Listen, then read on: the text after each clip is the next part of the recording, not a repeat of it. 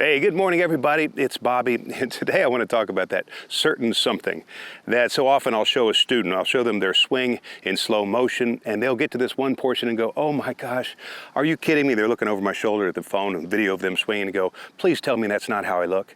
And in actuality, it doesn't look as bad at full speed as it does in slow motion, because what they're observing that makes them absolutely repulsed is how scrunched up they look post-impact.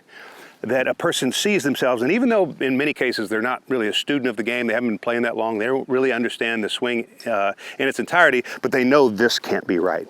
And the question is, how should it look? And then how can you develop it? Let's talk about how it should look instead. The first thing you want to know is that in post-impact, you should be reaching with every part of your anatomy except for your head.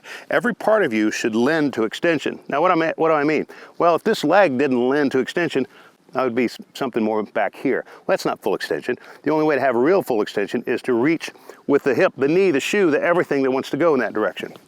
Number two, and now we're sort of getting into the area of how do you learn it. I wouldn't concern myself with releasing this. In other words, it may be true that in a real swing you should be releasing this. But those who really want to catch on to extension, when rehearsing that position they'd like to be in, should still be right palm up.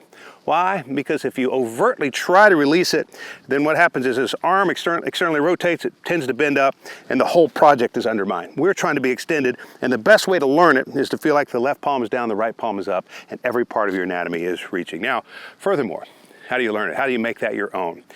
Well, what I would do is I would make it my habit to make a practice swing that includes that fully extended position each and every time, and plan on only getting 10% better at it every single week until pretty soon you don't have much more room for improvement because you're fully extended. What do I mean? Well, you're about to hit your golf shot. Take a moment and feel that extension. Swing through that extension. Make that your practice swing until you can do it well on a live round. And so here I am. I've already felt that. I'm going to swing through that. And it should be easier then to make that the fully extended position that I reach after impact on my real swing.